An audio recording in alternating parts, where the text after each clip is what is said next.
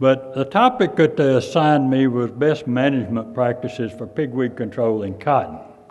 I just came out of a conference last week where they assigned me a different topic that said, are they on track to take over the world? Well, no, I don't think they're on track to take over the world, and we're not going to let them take over Arkansas on my watch. So I do think, though, that this has gotten national attention that maybe we deserve, maybe we don't. I'm all for the national attention, and I like for other people to share our misery. Sometimes, though, this misery is shared in a way that we would probably prefer it not to be. And I know some of you saw the article in the Delta Farm Press where one of our congressmen was really chewing on USDA about not being able to regulate this resistance. He just didn't understand why they couldn't pass another regulation and just stop all of these resistant weeds from spreading. He referred to the Noxious Weed Act, and we do have a Noxious Weed Act, and our state plant board is here today and is talking about some of the noxious weeds that we do fear that are invading our state. But this is not something that we can legislate. This is not something we can just form another regulation and all of the resistant weeds are going away. The congressman asked, well, if USDA has a right to regulate the use of glyphosate-resistant crops, well, probably do. But just because they regulate the use of the crop doesn't make the weed go away. Darn, the weed's going to be here after the crop's gone anyway. So I think that it has gotten our attention. Now, back in 2004, we already had horseweed and we had ragweed that was resistant to glyphosate. And I put together a little presentation and said, will the pigs be next? And this is where we are today. They were next, and this is where we are. This is what we deal with. It's not going away. It's not something that's just going to magically, a silver bullet next week that's going to solve all of this problem. So I guess with that, I'd like to say, let's just stop, think about where we are and what we can do to manage this pest, because it is here and it is one we'll deal with. So we've got cultural practices, we've got mechanical practices, and we've got chemical practices. All of these methods must be employed, and we're going to talk about some of them here. The crop rotation. Well, crop rotation works great. I was in a store yesterday, and one of our prominent farmers said, Ken, I thought I was doing good. I thought I was rotating the corn, and I was doing good, and I was riding the combine, though. And he said, I'm really worried that I'm not doing anything for my pigweed problem while rotating the corn. Because he said, everything looks good from the outside and the corn's yielding good, but ever so often there's a big spot about like this and a big pigweed in it. And he said, you don't see it until you get there with the combine. And once you get there with the combine, then I know what's happening to that seed. And I'm scattering that seed all over the farm, because it is sort of sneaking in my corn. I can see it in cotton and soybeans, and I can deal with it. I can't see it in my corn. But crop rotation is an option, and we can rotate chemicals by rotating crops. So that's an option that we must consider. Mulch crops. Dr. Norsworthy is going to talk about some of this in a few minutes. The mechanical cultivation. We didn't want to do that. We'd already forgot about doing that. And I'm with you. I don't want to do that either. It is a consideration. As one of our farmers told me, he said, yes, but it's my last consideration. So I can understand that. I think there's something to this deep burial, and Dr. Norsworthy will address that some again today. So, hand hoeing. Oh no. I mean, we don't want to go there. Now, how much we're going to talk about herbicide programs. And we've got a lot of our chemical industry reps here today and our friends in the industry, and they have a product to sell us and to help us manage this problem. I said they had a product to sell us. They're not going to give it to us. So it's not going to be free. But how much does it cost to hand hoe? Well, yeah, I've heard everything from $3 to $100 per acre. Well, obviously $100 is more than we can afford. But a $3 per acre hand hoeing is cheaper than any herbicide that we're going to be able to buy. And I know the limitations, et cetera, but that is still an option. I thought I'd never go there, but that is an option that we must keep in the back of our mind and a tool that we keep in our program. What about the herbicides? What about them? Well, let me just tell you. It's not for the faint of heart, people. This is one that we will deal with, and yes, it's going to cause some pain when we deal with it. I've heard all of these, and I know where we are. Lack of equipment. Back when we were running those cultivators that we just talked about, we were running a tractor on somewhere around 350 acres. It took about one tractor for every 300 acres we farmed. Now we're farming probably 1,000 acres per tractor. So, yes, we do not have the equipment. I know we've got a shortage of qualified labor. I realize that those are problems. Failure to recognize the magnitude in a proactive manner. Dr. Scott talked about being proactive on some of this, and that's easy for us to say. You know, the old story about draining the swamp when you're up to here in alligators, it's pretty hard to remember your objective. And it's hard to remember that we need to manage this in a proactive manner. It has to sort of hit us on the head before we remember. And I think that's something that we have some acres that we still need to be proactive on. Unfortunately, and not anybody, I'm glad to see this many people here today because this just says that this many people have gotten past this denial that farming must be done this way. We are accustomed to farming in a hurry. That's the way we have to farm today.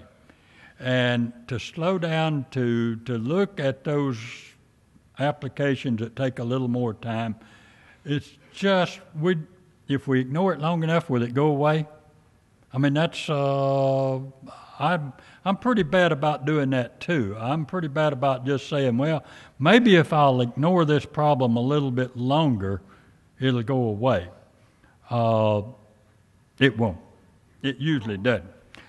And then unsure of our best management practices, and that's some of the things that we want to talk about today, is the best management practices. I can't help you with lack of equipment, nor any of these others. Shortage of qualified labor, I could volunteer to come and help you. You'd still be short on qualified labor, I just tell you. So we won't go there. I teach my students that there are 10 characteristics of an ideal weed. Now, what are they? Germinate in many environments, germinate internally controlled, great longevity of the seed. The longer it lasts in the soil, the more that weed's going to compete with you. Rapid growth, self-compatibility, but not complete autogamity. Cross-pollination. Does any of this sound like a pigweed you know? This is the ideal weed. Very high seed production in most cases. Hey, we've got one out there that I know you guys are filling out your card and guessing because somebody's going to be a very, very proud owner of a nice shotgun when this is over with. because they knew how many seed was on that plant. But very high seed production under most conditions. Long and short distance seed dispersals, all of this, we talked about, Dr. Oliver told you that it moves by water, moves long distances. It's not a perennial, and it does compete by very rapid growth. We talked about, somebody said, well, it just takes 1 day for it to be 2 inches. Well, it is rapid growth. Now, this is the characteristics of an ideal weed. So where are we going with Palmer? Now, I want to just, before we move into that, just ask you to think about this. The soil seed bank, that's the number of seed in the soil, in that germination zone or the top 6 inches, whatever you want to call it. They only germinate about this deep, but we're continually bringing them up. So the number of seed in the soil must be stable or decreasing in order to be sustainable agriculture. Now, people, that's not rocket science. This is arithmetic. If we do not maintain and or decrease our soil seed bank, we cannot continue to fight this weed. 99% control, is that good enough? I don't know, depending on how many you had to start with. But if you've got 1 per square foot, you might be able to live with 99% control. But if you've got 100 per square foot, you get 99% control, you still got 1 per square foot. So just think about this soil seed bank. And if you will just accept with me the fact that it must be stable or declining, then let's talk about what we can do to go there. One of the things that we always talk about is identify the weakness of the enemy. Weakness of the enemy. Now, if pigweed hasn't a weakness, if it has a weakness, and it's not as weak as we'd like for it to be, but it is this longevity of the seed in the soil. It doesn't last for an extremely long period. Dr. Oliver talked to us about last up to 6 years. And our data in the Delta, I think our data here will say that we're 99.9% after 4 years. We're at about 98% after 3 years. So our seed do not live extremely long periods of time in the soil. That gives us an up on this managing this soil seed bank. We've got a program we call Zero Tolerance, and that's in some fields where we do not allow a seed to be produced. We walk it on a regular basis to chop them out. We've 2 of our farmers that, and I will recognize them later this afternoon, are with us today that are in a zero tolerance program. But in that zero tolerance program, we walk those fields and make sure that we don't have seed production. And we're going to do this next year as well, and then next year. And see, hopefully the trips across that field is going to be reduced significantly every year. Now, I've also had people come up and say, hey, listen to me. There's no such thing as zero tolerance when it comes to weed control. And they're right. There's not. But there are some things that we can do. So let me just talk with you about some of our data and just look at Palmer control. This is 34 days following lay-by, and you can see Cotaran Roundup here followed by Roundup Dual, Cyprian, Valor, and you see the numbers across here. As we get over here to Reflex and followed by Roundup, we went to Roundup Dual here at 4-leaf, and we dropped a little control over where we put out Roundup Dual at the 2-leaf, the 2-leaf stage here. So the moral of the story here is do not allow the seed to germinate. In cotton production, unlike in soybean where we do have an option or so to come over the top, in cotton we do not have that option to come over the top. So we must rely on these pre-emerge and overlapping residual herbicides. I gave this to my students the other day, and I said, just interpret this data. I just gave them this chart and said, interpret this data. And the correct answer was very simple. If you're going to control pigweed, either in Liberty Link, over in this where we came with Cotaran followed by Ignite, or in the Roundup system, if you're going to control pigweed in cotton, a pre-emerge herbicide is essential. A very short answer. A very short answer.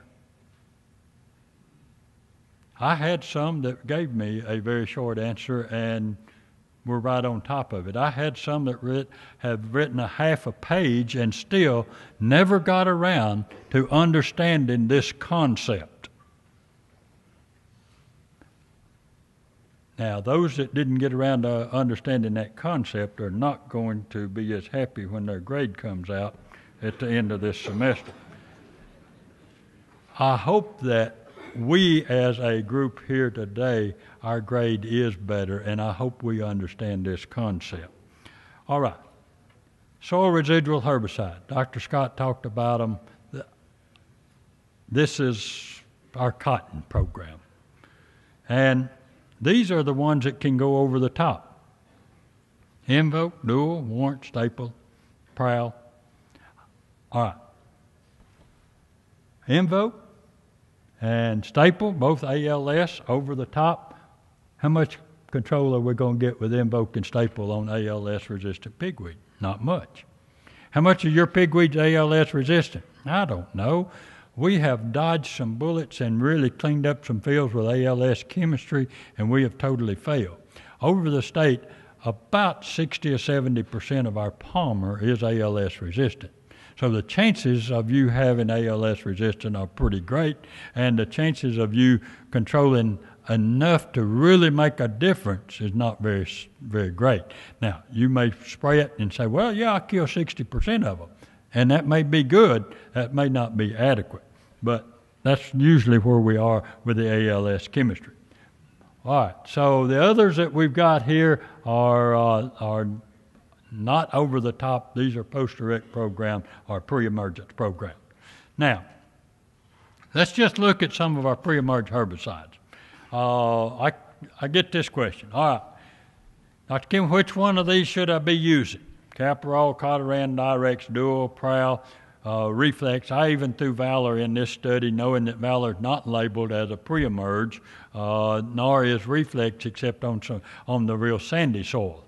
But I threw these in just to show the rate is like a 3/4 of 1 and a 1.5 to 2x rate on these. So if you look at Caparol at the low rate, we didn't expect it to control. At the second rate, that's the 1x rate.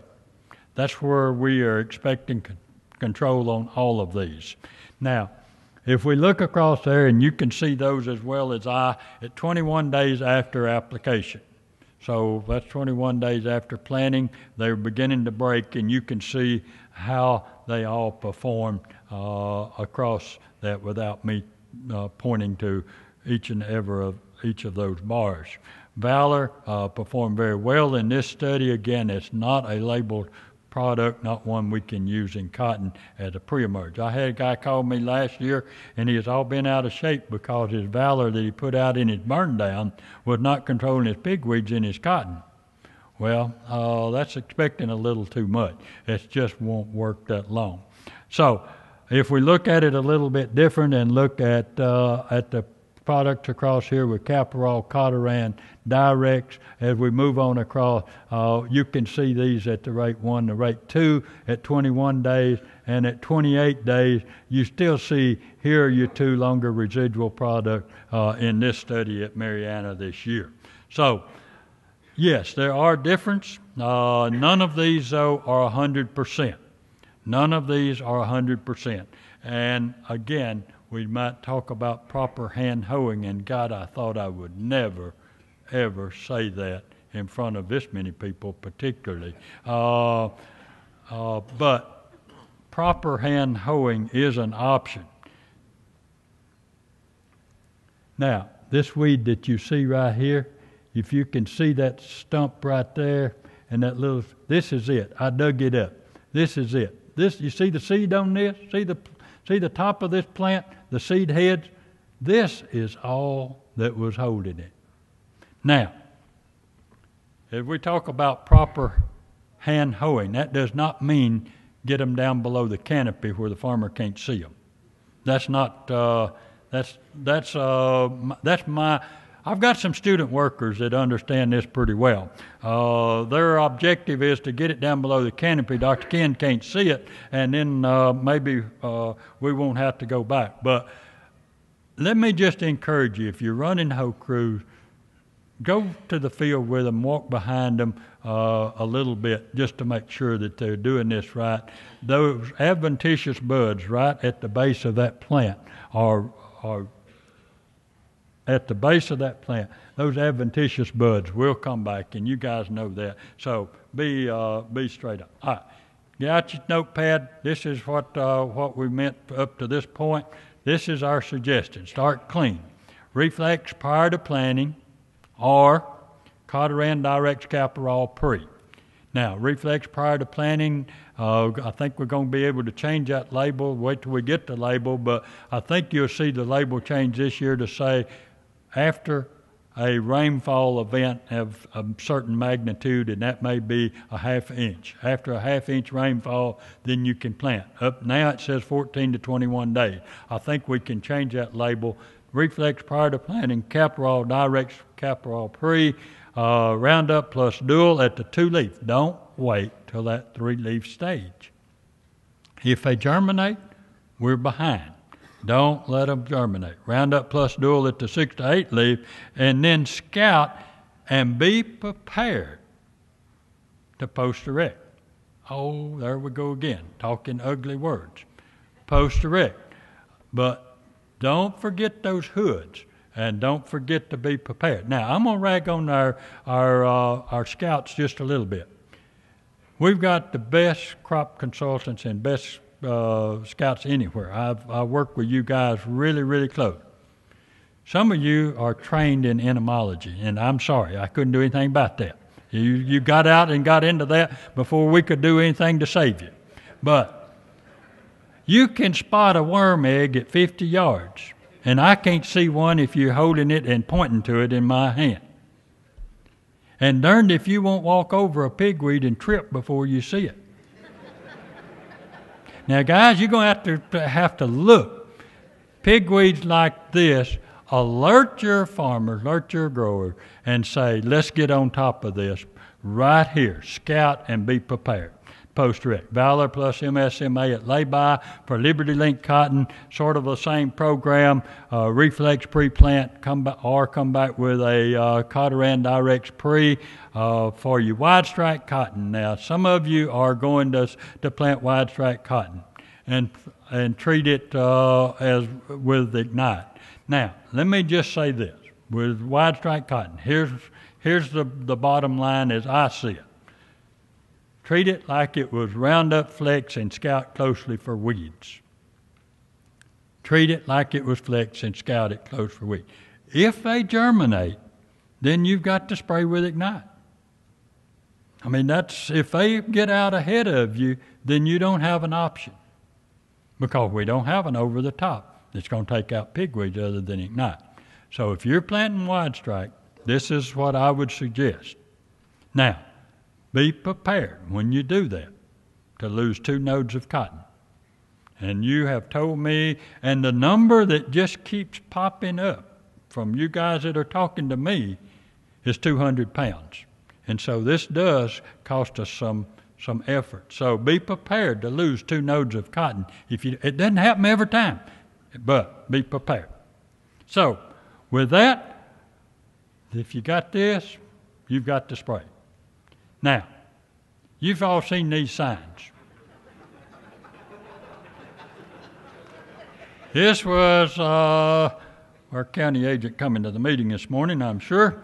But sometimes I feel like that my speed's about 50 and the pigweeds are the ones that's running about 167.